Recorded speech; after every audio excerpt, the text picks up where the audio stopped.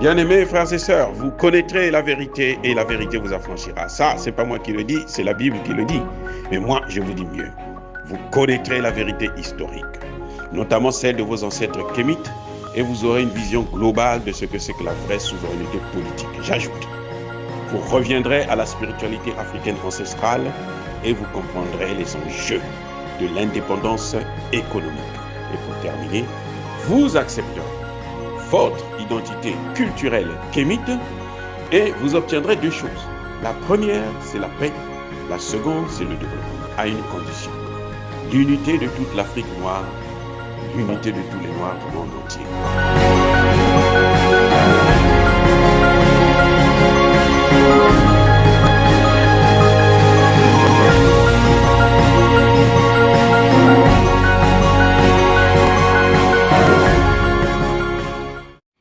Otep à tous, bienvenue sur la chaîne des panafricanistes par essence, par conviction et par excellence. Celle des citoyens kémites par nécessité et obligation de combat. Nous sommes une chaîne qui n'est guidée que par nos ancêtres et rien que par les ancêtres qui appartiennent à l'égrégore du monde noir. Par conséquent, nous ne croyons en aucun Dieu venu de l'étranger.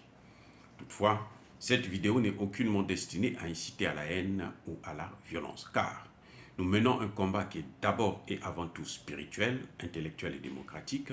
Ensuite, il est politique, géopolitique et géostratégique, contre l'impérialisme, le colonialisme, le néocolonialisme et l'endocolonat, qui sont tous qualifiés de crimes contre l'humanité. Nous menons ce combat sur la base du principe fondamental que nous avons hérité de nos ancêtres kémites, qui est celui de la Mahad, c'est-à-dire solidarité, vérité et justice. Vous êtes donc en droit de connaître la vérité et nous avons l'obligation de vous dire la vérité, rien que la vérité, afin que justice soit rendue au continent africain. Et ça, c'est notre modeste contribution dans cette noble lutte en faveur de la souveraineté, la dignité, la solidarité et l'unité africaine. Ça, c'est ce que nous appelons le panafricanisme. Bien-aimés frères et sœurs, tout se paye ici-bas. Le Ghana est en train de payer les frais, en tout cas sur le plan spirituel, de sa politique macabre vis-à-vis de l'Afrique. Le Nigeria est dans la même situation catastrophique. L'économie de ces deux pays sont en décadence. Ce sont des pays en voie de faillite. Le Ghana, c'est encore plus grave. Eh oui, le Ghana risque d'être même en cessation de paiement. Il y a un débat actuellement au niveau de la classe politique où l'opposition demande au gouvernement ghanéen d'aller s'agenouiller devant le FMI. Le gouvernement se dit, moi j'étais déjà là-bas, on m'a déjà donné une partie, un peu d'argent, je ne veux pas continuer à aller m'endetter, à aller endetter le pays. La situation est catastrophique. L'inflation, l'augmentation des prix, la monnaie qui est en train de déprécier. Aujourd'hui, bientôt vous allez trouver, pour échanger un billet d'1 $, il faut avoir 4 valises de billets de banque pour aller seulement dans un restaurant. Donc la situation est terrible. Mais moi je me demande, mais attendez, tout ce que le Ghana a fait là pour satisfaire Emmanuel Macron, pourquoi il ne va pas appeler Emmanuel Macron son sauveur? Emmanuel Macron a imposé des sanctions au Mali via le Ghana. C'était ce Ghanéen là qui était le Nana Akufo, qui était le président de la CEDEAO. On a imposé des sanctions qui n'existent pas dans les textes de la CEDEAO. Eh oui, on s'est accaparé de l'argent du Mali, on a fermé les frontières vis-à-vis du Mali, alors que c'est interdit par les traités internationaux, puisque c'est un pays sans littoral.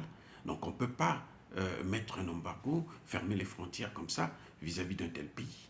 C'est comme si on voulait l'asphyxier. Le Ghana faisait tout ça pour obtenir aujourd'hui une économie en faillite totale. Eh oui, l'économie ghanéenne est à genoux. La solution que comment vous appelez ça, l'opposition est en train de présenter, ce n'est pas une solution, ce n'est pas un palliatif. Non, ça ne résoudra rien, le FMI. Le FMI a déjà développé un pays. Vous croyez que le Nigeria, le niveau qu'ils ont eu en économie, là, c'est à cause du FMI? Non, c'est pas vrai. Le FMI vient avec des conditionnalités, le programme d'ajustement structurel. Il y a des intellectuels que j'ai entendus sur une chaîne togolaise, là, qui disaient non, sans le FMI, ils ne pourront pas s'en sortir. Mais avec le FMI, ça va être encore plus grave. Je vous ai déjà donné l'exemple du Congo-Brazzaville, où le directeur, l'ancien directeur général du FMI, Dominique Strauss-Kahn, a conseillé le président congolais, Denis Sassou Nguesso. Et c'était un pays qui était excédentaire. Le budget était excédentaire. Au point où le Congo avait au moins 14 milliards, ils ont dit on met ça là pour les comptes des générations futures.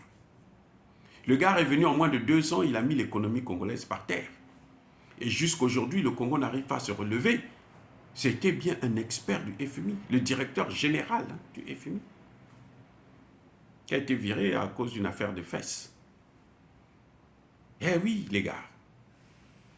Donc le Ghana, Nana Akufo, s'est fait avoir par le baratin d'Emmanuel Macron. Et voilà ce que ça lui donne.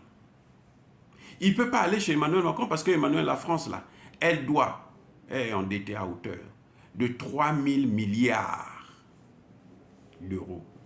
Elle en a dans le 1.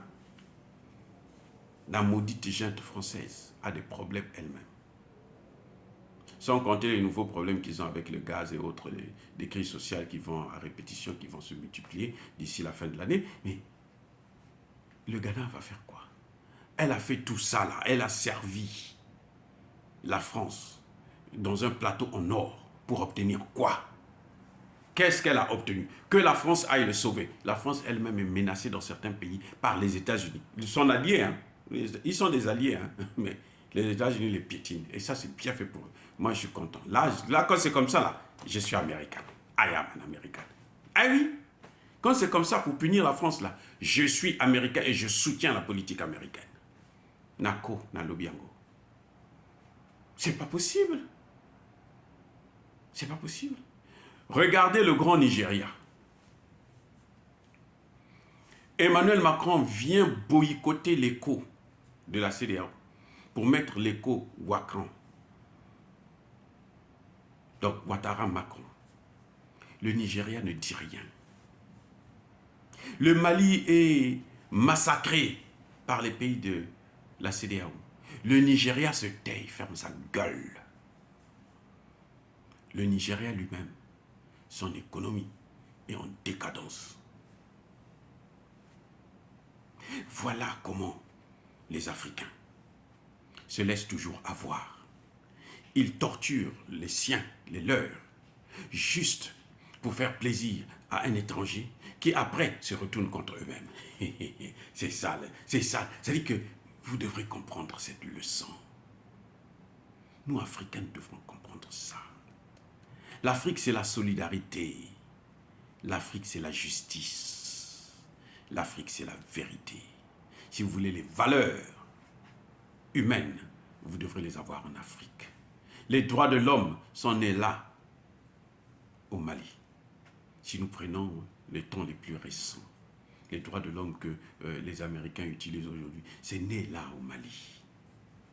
Les droits de l'homme sont nés, la démocratie est née en Égypte ancienne.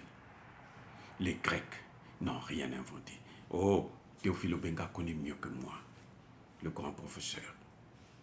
Qu'est-ce que je peux dire?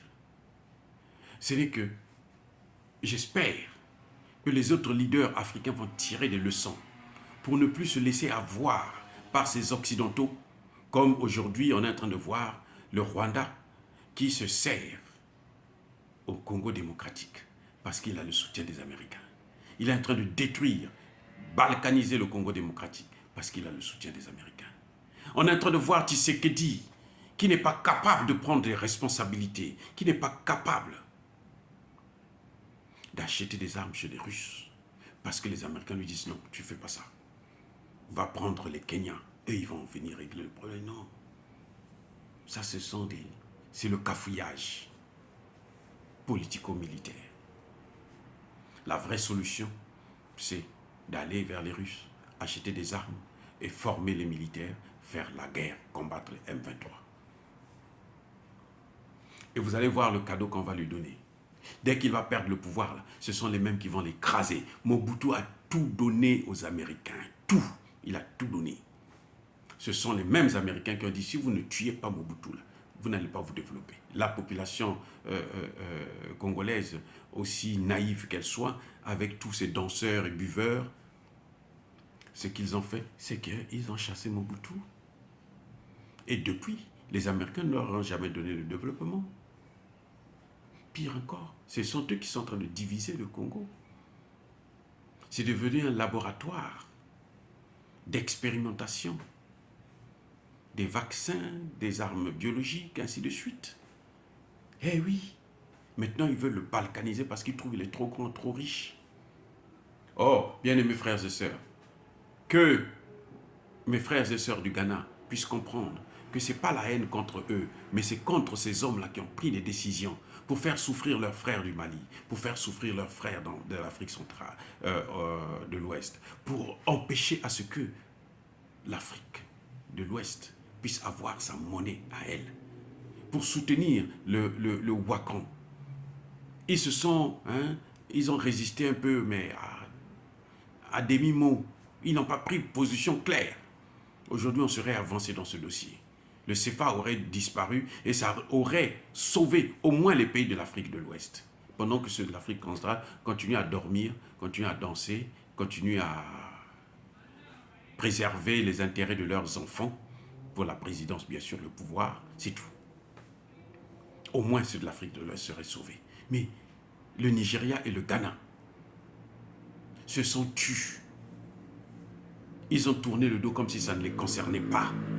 Et voilà maintenant que les problèmes arrivent chez eux-mêmes, à leur propre porte, dans leur maison. Ils n'ont qu'à gérer ça maintenant. Je ne me réjouis pas de cette situation, mais quelque part, c'est une leçon que tout Africain doit savoir. Surtout nous les intellectuels, beaucoup parmi nous travaillent pour la France. On critique parfois des pouvoirs, on critique la démocratie, mais on travaille pour la France. Quand il y a 2 mandats, allez, on commence à trembler. Pas de 3e mandat, parce que la France a dit, parce que les États-Unis ont dit. On oublie le principe de l'autodétermination des peuples, le principe de l'égalité, les principes de la souveraineté des États. Oh, je persiste et je signe. Soyez bénis par le Dieu des Kémites. Et que tous ceux qui persécutent les Africains, et notamment les panafricanistes, tous ceux qui pillent et déstabilisent le continent africain, qu'ils puissent être punis, foudroyés, écrasés, maudits par le Dieu des Kémites et par nos ancêtres angélisés. J'ai dit, j'assume.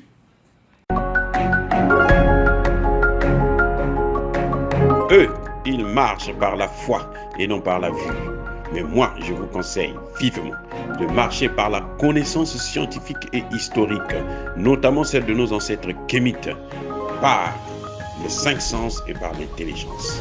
À vous, Mapia.